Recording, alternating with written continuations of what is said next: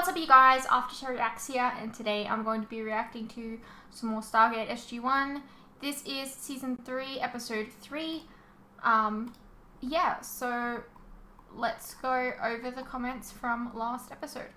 So I could, there's a chance that I might just disappear for a minute or two during the reaction, because, basically, I have two little kitty cats and they're downstairs because they're very nervous and shy and everything. So I'm just giving them their space a little bit. They're just hiding underneath the couch. So I might just go check on them every now and then. When they feel more comfortable, maybe I'll show them off. But for now, you just have to imagine. That's all. It's really hot. Yeah. Anyways, let's go to the comments.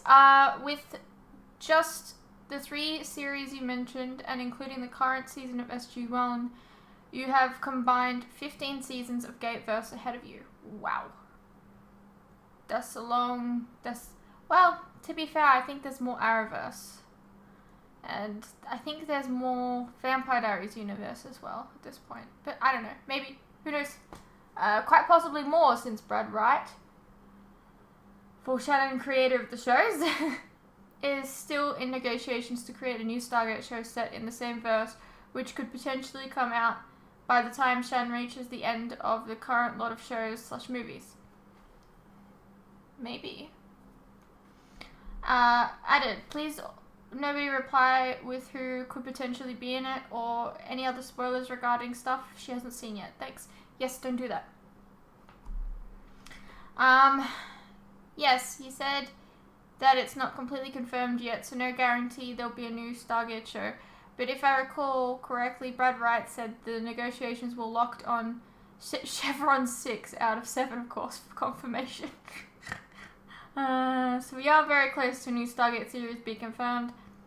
Many of us have been waiting years since they first announced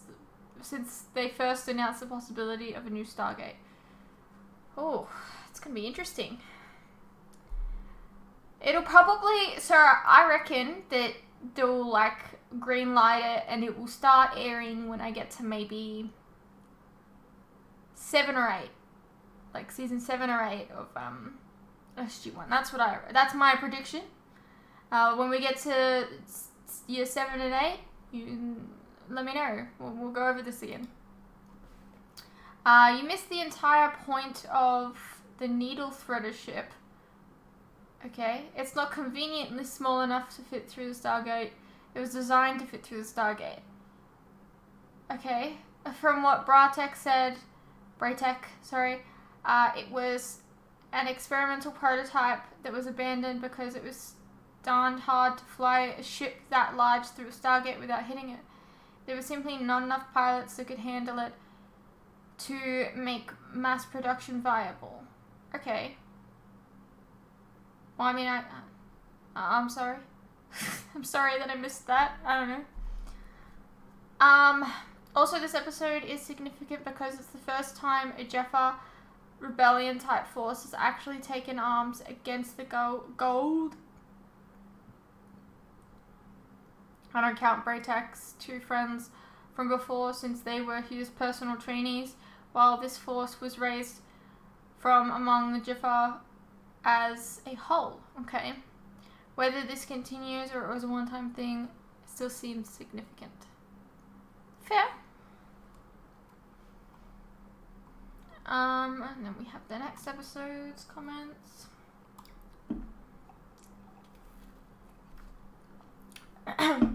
I had a few issues with this episode. Seems inconsistent on the Zat gun. Any other time it knocks you out, but the first time it's used here, it didn't even knock the guy down to the floor. Yeah, exactly. Also, why would Seth have Zat guns around? They are the one weapon that can free his servants from his control.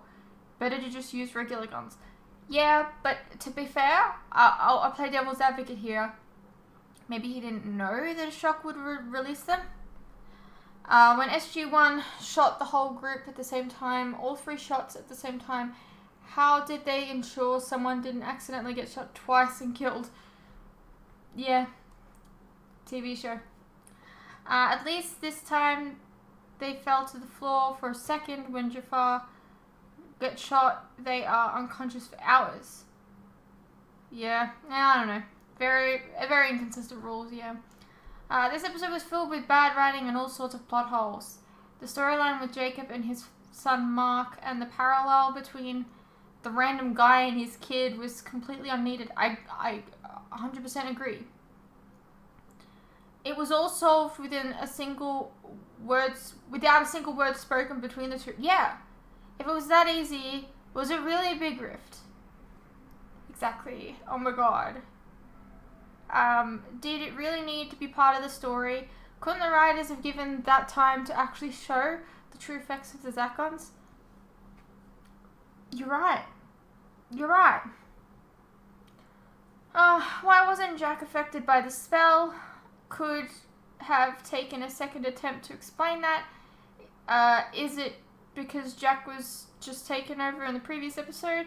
Maybe it'll play part in a future episode? I honestly don't remember. It's been over a decade since I watched this season. Well, that's the thing. Like, they didn't even, like, he clearly looked like he wasn't really taken over, right? Why? They didn't even talk about that at all.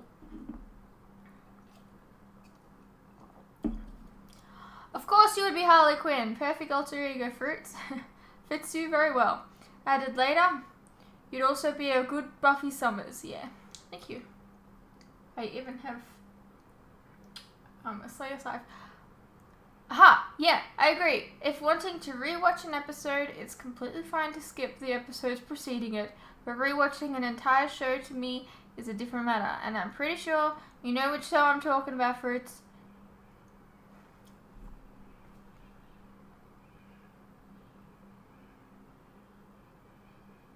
Am I hearing meowing, or am I hearing birds? Look, it's really hard to tell because the kitties, like one of them, has like a kind of meow. I'm sure it's fine. Okay, you didn't get the joke, Dum Dum. I meant if I start humming the theme song if I start humming the theme song to Atlantis, it might lead you to you requiring therapy. And the question was, would you be out of said therapy by the time you would get to watching Atlantis? Yes. It was really uncharacteristic of Hammond to dismiss Teal'c's request to go back to the planet. Yeah. Had Hammond just been doing what Hammond does, then we wouldn't have had the need for the second part.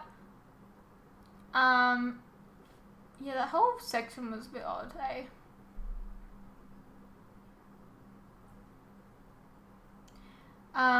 Yeah, Fruits, Daniel's long hair is gone. He absolutely got a haircut. The real world reason is that Michael Shanks was in a Hamlet play at the time and cut his hair for the role. He notified the producers, but they didn't really incorporate it into the show in any way. Alright, well at least, you know, he notified them. A lot of people just don't, and then like, I don't know, it could mess with the story a little bit. The Tok'ra, let's call her El-Un, because why not? El-Un probably didn't tell O'Neill and them that she was Tok'ra, since the writers probably hadn't come up with this yet. Probably, because she did seem completely different in the previous episode. Also, I was like, I was reading this not understanding who Ellen was, and then I realized that it was Helen, like Ellen and Joe. Anyways, hell yeah, Fruits, if you're in on helping Teal'c to free his people, I'd be right there beside you. Let's show these snakes who they're messing with. Tap Shakamal, we die free.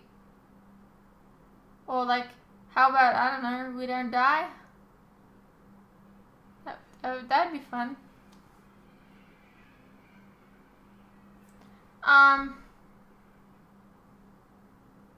I don't know about these dumbass Goa'uld. That was bad. Goa'uld. But if I was in charge, I'd have security around that huge power source and also a shield around it to prevent any sabotage. Yes, I agree. But we're nearing the end of the episode, and like we saw in previous episodes, they seemed on recreating the entire SGC, so obviously they lacked the budget to hire proper security. I wonder if it had anything to do with curls. Jaffa curls? I'll stop. Maybe. You see a picture of Shara on Daniel's desk. Not really sure how he took that picture, but, well, Fritz, normally one takes pictures with something called a camera, but in this case it was probably taken with a camera. Well, I get what you're going for here, but I mean, like, what, weren't they, like, kind of, they didn't really have modern technology on Abydos, so that's why I'm a little confused. Alright, Fritz, you're not supposed to get the Jaffa joke. It's seeing Tilk laugh and realize nobody gets the joke. That's supposed to be the funny part to the audience. But if I'd have to hazard a guess, we've seen many serpent guards before, the guys with the snake helmets, and some Horus guards, the jackal-looking helmets. We have, however, not seen any Setish guards, so probably the worst out of the three forms of the guards, so that might be why their nose would bleed, while the other two are depicted as more heroic. Okay? I don't even remember the joke at this point. Yeah, normally someone who gets hit with that gun would be twitching on the ground, but this dude just walked that shit off. Kinda odd. The dude is one tough son of a... Never mind. Same. Cold stuff isn't really my thing either, hence not very many notes about the Seth episode. No, both these episodes were kind of meh. The Seth one, even more so than 301. The best part, honestly, was the Tilk joke. We love when Tilk gets to, or Christopher Judge gets to do some silly stuff. That's a lot of fun. Dude, I am so freaking sick of bloody getting... I'm constantly getting, like, notifications from Twitter. It's like, highlighted tweet, and it has nothing to do with anything that I'm interested in. What the hell? Why is Twitter doing this all of a sudden? I've had, like, 4 notifications today. Alright, let's get into the episode. Rawr, rawr. From the Vice Chief of Staff of the Air Force, in recognition of Captain Samantha Carter's outstanding work, I hereby authorize her immediate promotion to the rank of Major. Captain, step forward. Nice! The United States Air Force has recognized that you have fulfilled tasks and duties well beyond the responsibility of Captain. It is with great pleasure that I bestow upon you the responsibilities, the respect, and the rank of Major. Thank you, sir. I don't really know what that gets her, but yay! Promotion! Well done, Major. Major Carter? In closing, Major Carter's supervisor, Colonel Jack O'Neill, would like to say a few words. Normally, I am a man of very few words. Oh, okay, bye. It's nice to know you. That was very few words. And in conclusion, I'd like Why to do say... I feel like that was like Asgard or something?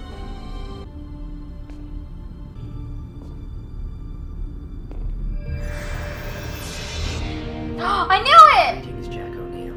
I knew it! Greetings. We met? I am Thor. Have we met, he says. So that makes me curious. Maybe he doesn't remember. I don't know.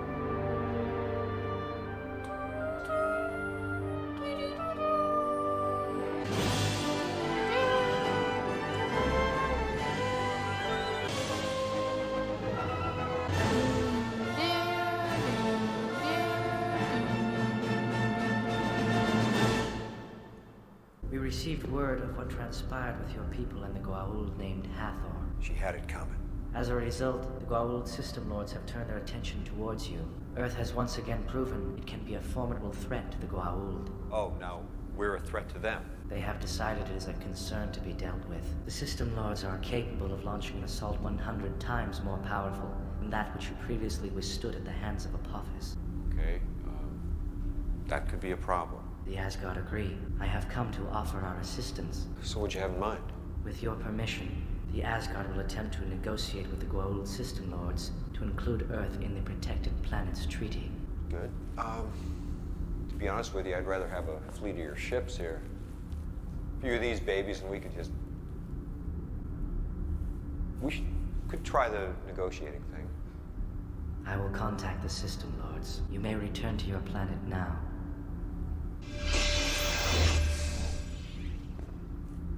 How? Excuse me? I assume someone's gonna show me the way back. Thank you! The President is wondering how confident we are in trusting the Asgard. They helped Jack out when he got the Ancient's language downloaded into his brain. You gotta love him for that. But we know very little about the politics out there. How do we know the Asgard truly have our best interest at heart? I suppose we don't. But if they have any other agenda in mind... Oh, hey! How's it going, my dude? Colonel, do we need security? No, I'll vouch for him, sir. Major Samantha Carter. Dr. Daniel Jackson. You remember Thor? Thor, this is Teal'c and Major General George...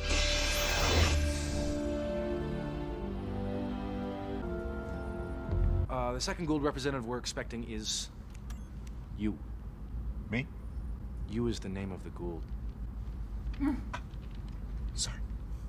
Also known as You the Great. He did not assume the role of a god per se, but may have been one of China's earliest emperors. Legend says he possessed great mythic powers and sprang into the world from a dragon's body. Ancient scrolls say he founded the first recorded dynasty whose advances came about under harsh rule. However, it should be noted that you did account for a number of notable positive influences. Thank you. Sorry. And the third Goa'uld, Dr. Jackson? Another one we haven't met, but have a certain familiarity with. For those in the room who don't know, Nerti is the Goa'uld who wiped out all but one survivor of P8X 987, along with 4 members of the SGC in an attempt to destroy Earth's Stargate. Cassandra's planet. Little is known about Nerti from Earth's perspective. In early Hindu reference, she was a destructive goddess of darkness. So we're gonna let these Goa'uld just walk in here. There are a number of aspects of this situation I'm not comfortable with, Major. Thank you, Dr. Jackson. Teal'c, I would like you to act as liaison to the Goa'uld. Dr. Jackson, General Hammond, is there a problem? I mean no disrespect, but I have given my allegiance to you, to the SGC, and to the people of this world freely. I will, however, not see to the petty needs of these Goa'uld. I'll see to the petty needs of the Goa'uld, sir. Okay, Dr. Jackson. There's a lot of work to do, people, and not much time.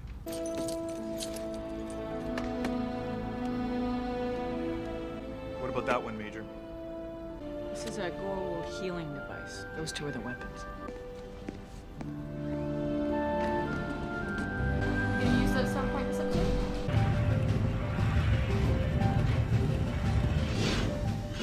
Chevron 7 is locked. Off-world activation.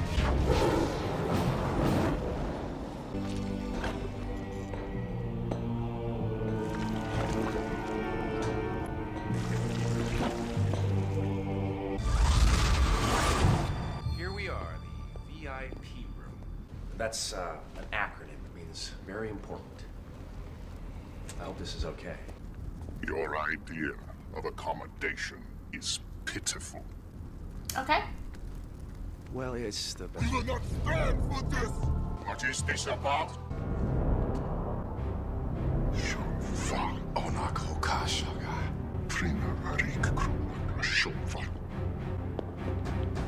What's going on? Your crude surveillance devices were poorly hidden in our quarters. Well, that's because they weren't hidden. They're security cameras, and they're for your own safety. As I was trying to explain, I will not be spied upon. Nor will I. Well, no offense was meant by it. It's merely a security precaution.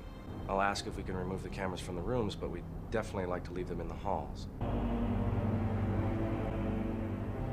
Do not show your face to me again, Shova. As first prime of Apophis, I often did battle with the Jaffa of Cronus. Well, you must have battled lots of rival Goa'ulds. I'm sorry, Teal'c, that looked a little more personal to me. My father was once first prime of Cronus. Okay. When I was but a child, Cronus commanded my father to attack a Goa'uld who was more powerful at the time. It was an impossible battle to win. When all was inevitably lost, Cronus killed my father as punishment and exiled my mother and I. We fled to Chulak. I vowed I would become the strongest Jaffa I could. So one day I would be named first prime of Apophis, sworn enemy of Cronus. Nervous? I wouldn't call it nervous. I have no idea why I'm here. Well, the Asgard obviously have confidence in you, sir, as do the rest of us. I know I couldn't do it. Why? Well, I didn't want to say anything because I wasn't sure until I saw his face. But I think Kronos is the one who sent the Ashrak to kill Jalinar. I just hate having them here. Major? I hate having them anywhere. Oops. Good luck. Hello. Come on in. Thank you, Dr. Jackson. Hello, you. Well, guess we're just, That brings his own chair. And here he is. The Asgard High Council wishes you all greetings and thanks for this opportunity to negotiate for peace. The Goa'uld system lords are prepared to hear the Asgard proposal. Onak are kri. Koreka asimo. Hana kri. Kina Oriaska. I thought we were all going to speak the same language here. Nah. What? What'd I say? Well, that went well. You insulted them. I insulted them? This was to be expected. The System Lords have a fragile relationship with one another, as do we with them. You mean they're always like that? Excuse me, sorry for interrupting. What just happened? Well, apparently we said hello, insulted each other, and broke for a recess. Can I ask you something? Why did you let the Goa'uld get that much power in the first place? I mean, if you've got the technology. We are not proud of the fact that we have been forced to ignore the situation as long as we have. But you must understand, there are other concerns for the Asgard. We have an enemy in our home galaxy that is far worse than the Goa'uld. Worse? I cannot explain further. For now, we use what limited resources we can spare to enforce these treaties with the Goa'uld. What happens if a rogue Goa'uld like Sokar, who's been banished by the System Lords, decides to come after us? In order to maintain the treaty, the System Lords would attempt to prevent it. Our greatest advantage has been the feudal nature of the Goa'uld. Our greatest concern has been a single Goa'uld rising to dominant power. If Sokar were to overtake the System Lord Collective, the Asgard may not have sufficient power to stop him. So, basically, you guys are bluffing the Goa'uld, big time. So far, they've been so busy badgering each other, they bought it. I must return to my ship now.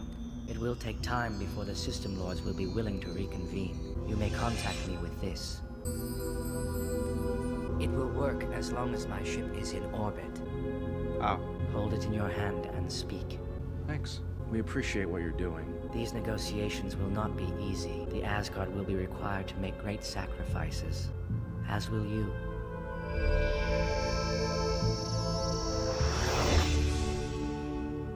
I take it you apologized.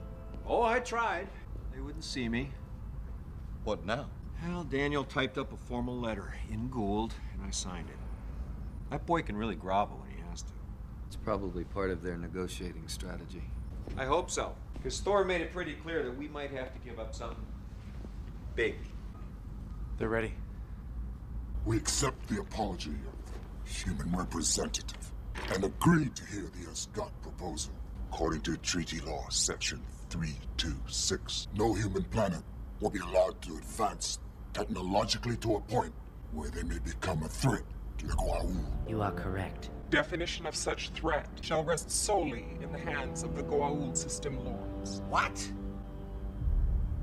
May I ask a question? The human representative is recognized. Are you saying you're limiting our development? The treaty recognizes that the human species exists for the purpose of serving the Goa'uld as hosts and slaves.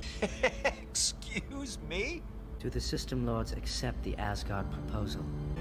The Goa'uld system lords accept the Asgard proposal. We demand one additional concession.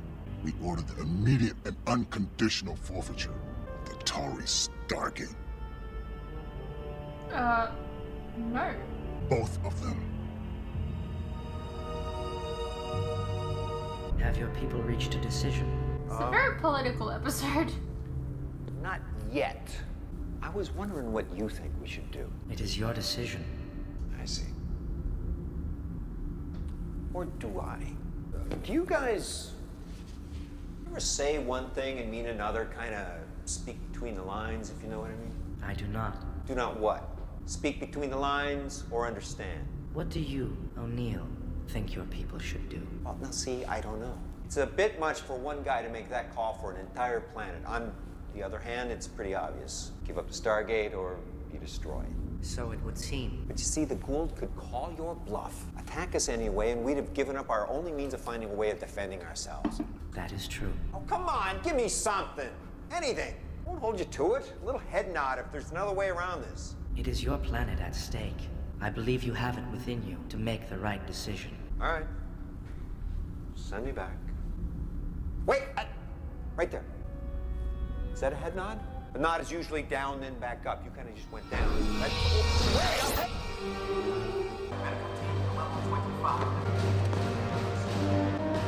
Oh, dear. What did he do? His vitals are stable, but he took quite a blow to the head. Junior taking care of it? Yes. What about Kronos? Oh, he should only be so lucky. Severe internal injuries, and his host is dying. Shouldn't his snake be taking care of him?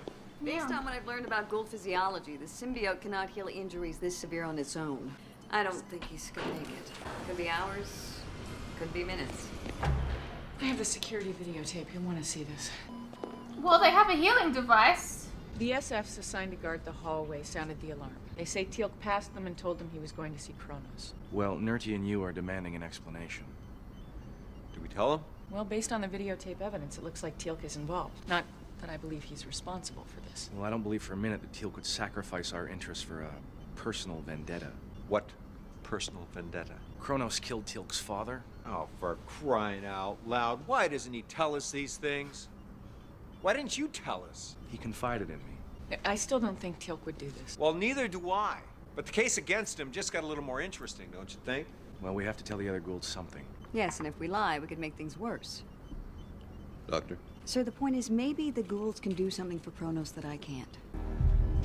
You will pay for this. We know it looks bad. But we're not sure what actually transpired. Whoever is responsible for this atrocity must be brought before us. We're trying to figure out exactly what happened right now. All the people of your planet will suffer greatly as punishment for this crime. All right, just hang on a second before you go dooming everybody. We brought you here because we want to know if there's anything either of you can do for him. We can do nothing here in your primitive facilities.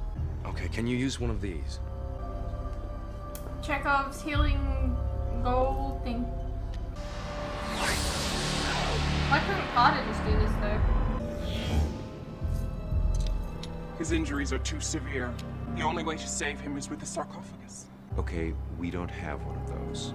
Then we're prepared to leave immediately. I have been instructed by the Asgard High Council to leave Earth's orbit. And that's what, in line with your policy of limited benevolence? I have explained our position. To borrow from a human euphemism, it is not a perfect galaxy. Yeah, well, I'm sorry, I get a little testy when faced with the total annihilation of our little corner of it. We sympathize with your situation. Right, and yet you'll still just sit by and watch him destroy us. We cannot interfere without beginning a much larger war that cannot be won at this time. We must leave now and take Kronos before his death is on your heads. I'm sorry, I can't let you go. If we do not report back, your planet will suffer the full force of the System Lord's wrath. That's going to happen whether we let you go or not. You have violated every code mandated for these negotiations. The Asgard will not protect you. Actually, you're wrong about something. There's one rule we haven't broken yet. Now you have.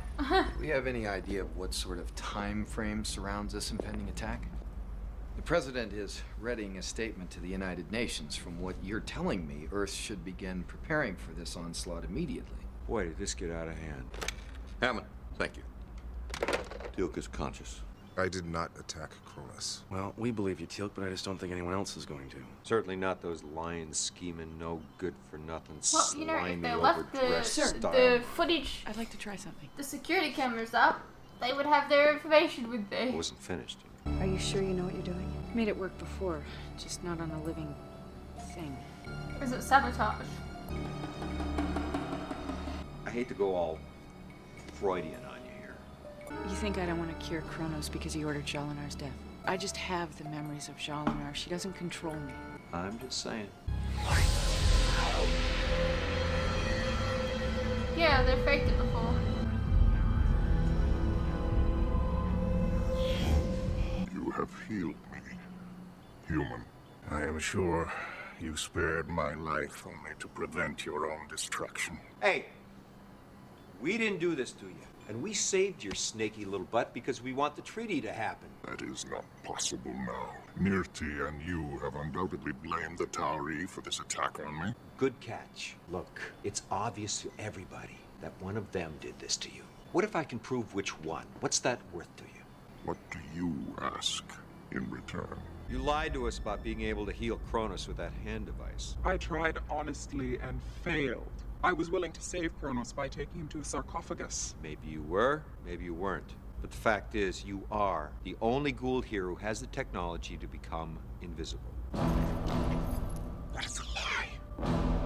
Who's lying? We called the Tok'ra. They say you've been experimenting with phase shifting in order to battle the Ritu. Share this technology with the system, Lord? They are lying. You dare attack Cronus and derail our meeting with the escort. It's not true. You are the one who opposed this treaty. You have long coveted Cronus territory. Good. Oh, well, there's proof.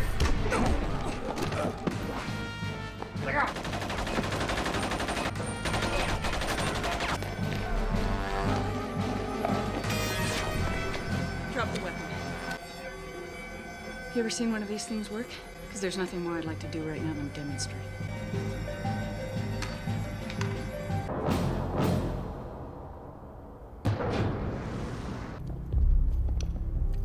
Kronos said he'd support the treaty and we wouldn't have to give up our Stargate. I was kind of hoping we could count on your vote. Good job, guys. We will not attack your world, but if you continue to use your Stargate, be warned. Anyone who is caught by one of the system lords will be shown no mercy. They will suffer greatly. Well, then, really sound like they did much with the treaty.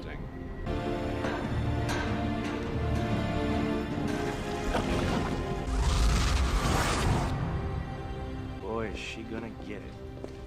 My heart bleeds. Oh, okay.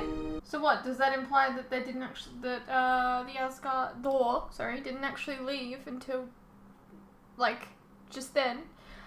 Alrighty. Well, that was Stargate SG-1, Season 3, Episode 3. Very political episode, with treaties and everything. And in the end, they kind of just got back to where they were. Not being attacked, but also being able to explore the universe. Yeah. It was an alright episode. Yeah. I hope you guys enjoyed, and I'll see you in the next one.